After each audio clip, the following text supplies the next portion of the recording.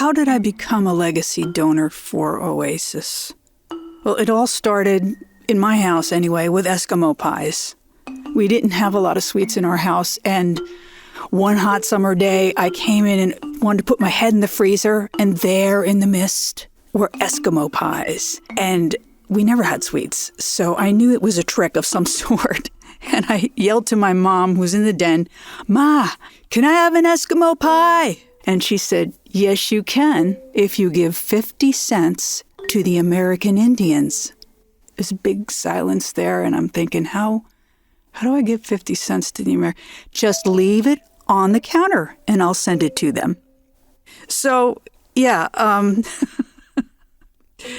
giving assets and leaving assets was a part of our blue-collar household.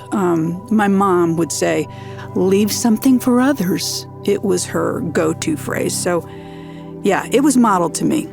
So I notice it when I see it. That's how I noticed Oasis. I noticed some young kids were hanging out near my house and going in and out of this one building. I asked my neighbor.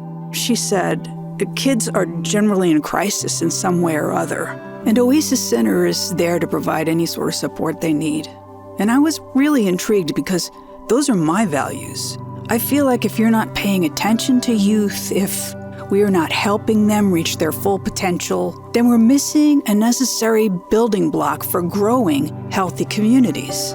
The missing piece is developing people who are kind, who are leaders, and who are thinking about community, not just themselves.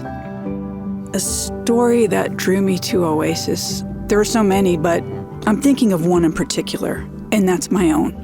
I had conflict as a teenager at home in my last part of high school, and it didn't end well. My dad told me I couldn't be part of the family anymore, and I wasn't welcome home.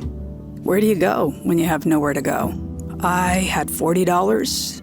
I had a backpack of clothes, and I'm in Grand Central Station about 9 o'clock at night in New York City, waiting to catch a Greyhound bus.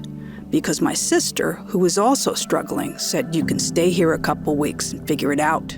I didn't think about it too hard. I couldn't, because it was so frightening. I was hollowed. I had nothing left in me. I just knew I had to get on the bus.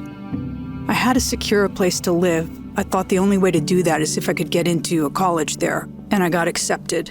I took out all sorts of loans, some a little dicey. I worked 30 hours and took a full academic load, and it was pulverizing. I think it all culminated for me around Thanksgiving when my sister was working, but she said, "You could stay here over the break." She told me she'd send a friend to pick me up. So come about 2 in the afternoon, everybody's leaving, parents are coming, kids are happy, they're driving home. I am standing on a corner with a backpack. It's cold. I waited 3, 4, 5, 6, 7, 8 o'clock, the security guard says, "You are the only person out of 8,000 students who is still here." But the thing is, they didn't have cell phones, and the whole campus was closed. I couldn't even get to a payphone. And she came around 9:30. It was everything in me not to just burst out in tears, because to feel so unimportant, so left behind, so not on anyone's mind, to feel so powerless, it's something that leaves a mark. That's why I'm supporting Oasis. I was that kid. What would I say to someone who's thinking of becoming a legacy donor? People think it's complicated, but it's not. In fact, Oasis has staff to help you with this. In my case, I left a portion of an IRA to them. Now, some people designate things in their will. If you don't have a will, there's an easy way to make one. freewill.com, and it is truly free. You can go on there and make a simple will, leave some of your assets to Oasis or to another cause you love. What do I hope the legacy gift will accomplish in the future for Oasis? Simply this: empower their mission. They're constantly adjusting their services to the needs of the moment. Their staff is dedicated and brilliant.